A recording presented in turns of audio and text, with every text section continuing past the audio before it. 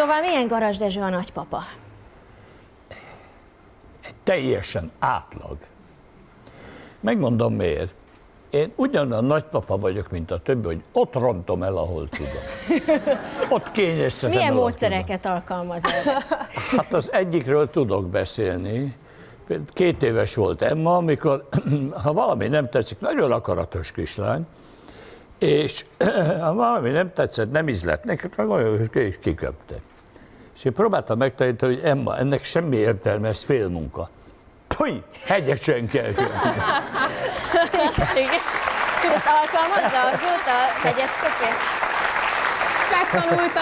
Igen. Mikor megtanulta, azt egyszer csak a fiam meg Eszter jelenlétében csinálta, és a Dani meg ezt rögtön rám nézte, azt te tanítottad neki. Mondtam, igen, vállalom. Én csináltam egyszer, most nemrég, ezelőtt 1 éve, másfél éve egy ilyen Tankó Siratói Károly mese és verseket. Mentem, hangos lemez, hangos könyv. És megkértem, és megtették, hogy az ajánlás Emmának szól. Ez nagy ajándék.